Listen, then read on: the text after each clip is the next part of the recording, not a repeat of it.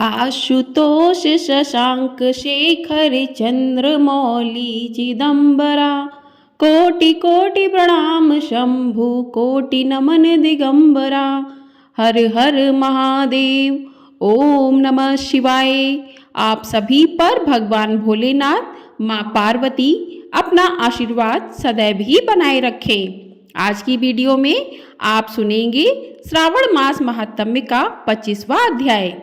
तो आपने यदि अभी तक चैनल को सब्सक्राइब नहीं किया है तो चैनल को सब्सक्राइब कर लीजिए। आपको हमारे चैनल पर सावन मास की कथाएं प्रतिदिन सुनाई जा रही हैं और आने वाले व्रत त्योहारों की कथाएं भी सुनने के लिए मिलेंगी।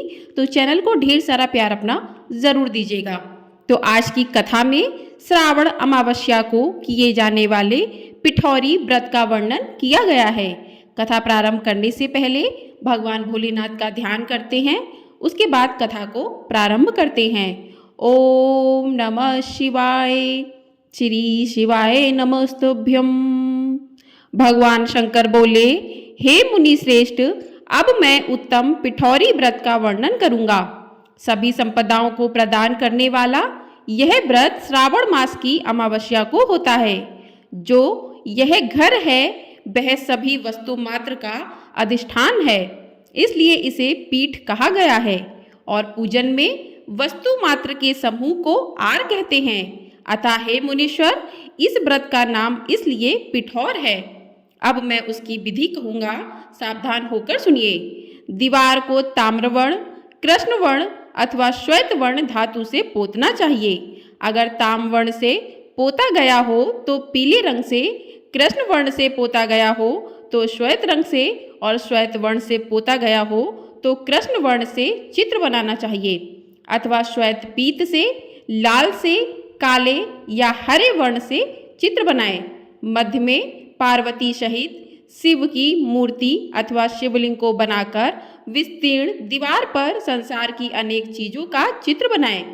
चतुशाला सहित रसोई घर, देवालय, शयन घर, 7 खजाने, स्त्रियों का अथापुर जो महलों तथा अट्टिलिकाओं से सुशोभित तथा शाल के वृक्षों से मंडित हो, चूने आदि से दृढ़ता से बंधे पाषाणों तथा ईंटों से सुशोभित हो और जिसमें विचित्र दरवाजे, छत तथा क्रीड़ा स्थान हो, इन सभी को चित्रित करें। बकरियां, गाय, भैंस, घोड़े, ऊंट, हाथी, चलने वाला रथ, अनेक प्रकार की सवारी गाड़ियां, स्त्रियां, बच्चे, वृद्ध, जवान, पुरुष, पालकी, झूला और अनेक प्रकार के मंच, इन सब का अंकन करें। स्वर्ण, चांदी, ताम्र, सीसा, लोहा, मिट्टी तथा पीतल के और अन्य प्रकार के विभिन्न रंगों वाले पात्रों को लिखें। शयन संबंधी जितने भी साधन हैं, चारपाई, पलंग,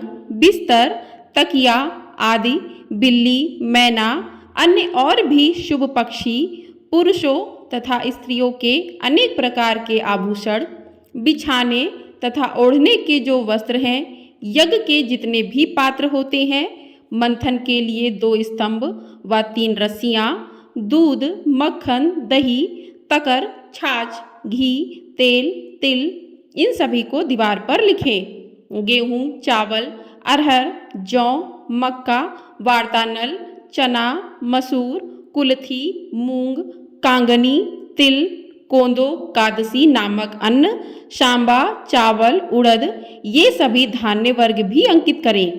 सील, लोढ़ा, चूल्हा, झाड़ू, पुरुषों व स्त्रियों के सभी वस्त्र, बांस तथा तृण के बने हुए सूप आदि, ओखली, मूसल, गेहूं आदि पीसने अथवा अरहर आदि दलने के लिए 2 यंत्र, चाकी तथा दरौता, पंखा, चवर, छत्र, जूता, 2 खड़ाऊं, दासी, दास, नौकर, पौष्य वर्ग, तृण आदि पशुओं का आहार, धनुष, बाण, सतनगी, खंडक, भाला, बरछी, ढाल, पाश, अंकुश, गदा, त्रिशूल, भिंदीपाल, तोमर, मुद्दर, फरसा, फट्टिस, भुसुंडी, फरिग, चक्र यंत्र आदि, जल यंत्र, दवात, लेखनी, पुस्तक, सभी प्रकार के फल, छुरी, कैंची, अनेक प्रकार के पुष्प, बिल्वपत्र, तुलसी दल, मशाल, दीपक अथवा दीवट आदि, उनके साधन, अनेक विध खाने योग्य शाक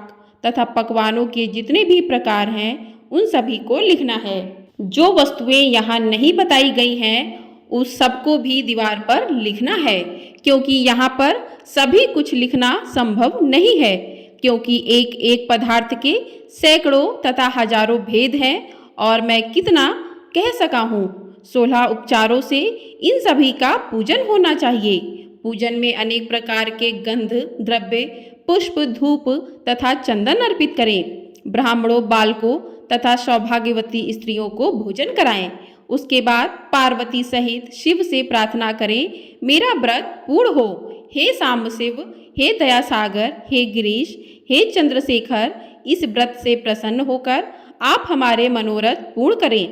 इस प्रकार 5 वर्ष तक व्रत करके बाद में उद्यापन कर देना चाहिए। इसमें घृत तथा बिलपत्रों से शिव मंत्र के द्वारा होम होता है।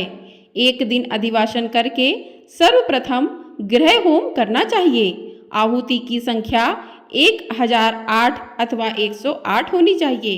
हे वत्स, उसके बाद आचार्य की पूजा करें और भूयसी दक्षिणा दें।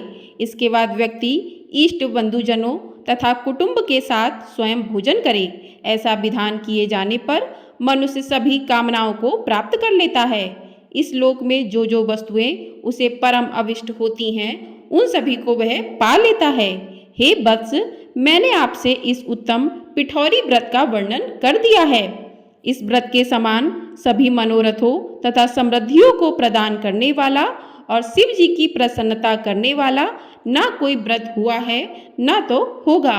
मनुष्य इस व्रत में दीवार पर जो जो वस्तु बनाता है उसको निश्चित रूप से पा लेता है।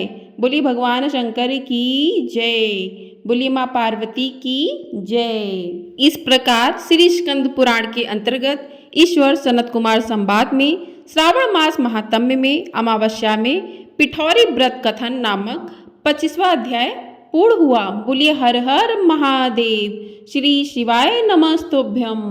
आइए अब जानते हैं कि भगवान शिव को प्रसन्न करने के लिए मनुष्य को क्या करना चाहिए। देवों के देव देवादिदेव महादेव ही एकमात्र ऐसे भगवान हैं जिनकी भक्ति हर कोई करता है, चाहे वह इंसान हो, राक्षस हो, भूत प्रेत हो अथवा देवता हो।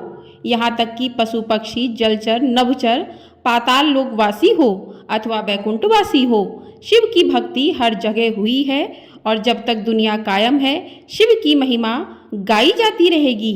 शिव पुराण कथा के अनुसार शिव ही ऐसे भगवान हैं जो शीघ्र प्रसन्न होकर अपने भक्तों को मनचाहा वर दे देते हैं। वे शिव सिर्फ अपने भक्तों का कल्याण करना चाहते हैं। वे ये नहीं देखते कि उनकी भक्ति करने वाला इंसान है, राक्षस है, भूत प्रेत है या फिर किसी और योनि का जीव है। शिव को प्रसन्न करना सबसे आसान है। शिव की महिमा बताते हुए शिवलिंग में मात्र जल चढ़ाकर या बेलपत्र अर्पित करके भी शिव को प्रसन्न किया जा सकता है। इसके लिए किसी विशेष पूजन की आवश्यकता नहीं होती है। एक कथा के अनुसार वृत्तासुर के आतंक से देवता भयभीत थे। वृत्तासुर को श्राप था कि वह शिव पुत्रों के हाथों ही मारा जाएगा। इसलिए पार्वती के साथ शिव जी का विवाह कराने के लिए सभी देवता चिंतित थे, क्योंकि भगवान शिव समाधिस्थ थे और जब तक समाधि से उठ नहीं जाते विवाह कैसे होता। देवताओं ने विचार करके रति व कामदेव से शिव की समाधि भंग करने का निवेदन किया। कामदेव ने शिव जी को जगाया तो क्रोध में शिव ने कामदेव को भस्म कर दिया। रति विलाप करने लगी तो शिव ने वरदान दिया कि द्वापर में कामदेव भगवान के पुत्र प्रद्युम्न के रूप में जन्म लेंगे। तो आइए अब जानते हैं कि भगवान शिव को प्रसन्न करना है तो आपको 5 बातों का ध्यान रखना चाहिए। पहला है, भगवान शिव को अगर आप चावल के मात्र 4 दाने भी भाव से अर्पित करें तो वे प्रसन्न होकर वरदान देते हैं। दूसरा है, भोलेनाथ को 1 कलश शीतल जलधारा भी प्रसन्न कर देती है। तीसरा है, भोलेनाथ को 1 बिल्व पत्र से भी मनचाहा वरदान पाया जा सकता है अगर वह संपूर्ण भाव से चढ़ाया जाए। चौथा है, 1 धतूरा, 1 आंकड़ा, 1 बेर, 1 संतरा भी उन्हें प्रसन्न कर सकता है। पांचवा है, दूध, दही, शक्कर, घी, शहद और गन्ने का रस भी श्रद्धानुसार अर्पित कर शिव से मनचाहा वरदान पाया जा सकता है। तो इन 5 बातों को, इन 5 चीज़ों को कर कर आप भगवान भोलेनाथ को प्रसन्न कर सकते हैं। तो कहते हैं ना कि भोलेनाथ तो बहुत भोले हैं, वो अपने भक्तों के एक लोटे जल से भी प्रसन्न हो जाते हैं। लेकिन अगर आपका भाव सच्चा है, अगर आपने भगवान शिव को एक बेलपत्र भी चढ़ाया है, तब भी भगवान भोलेनाथ अपने भक्तों पर प्रसन्न हो जाते हैं। बोलिए ओम नमः शिवाय। श्री शिवाय नमस्तुभ्यम। भगवान भोलेनाथ की कृपा हम सभी भक्तों पर सदैव ही बनी रहे। आपको ये वीडियो पसंद आई हो तो वीडियो को लाइक, शेयर और चैनल को सब्सक्राइब ज़रूर कर दीजिएगा। आपको हमारे चैनल पर इसी तरह की व्रत कथाएं मिलती रहेंगी और उनका रसपान भी आप लोग अवश्य कीजिएगा। और कमेंट बॉक्स में हर हर महादेव अवश्य लिखिएगा। हर हर महादेव।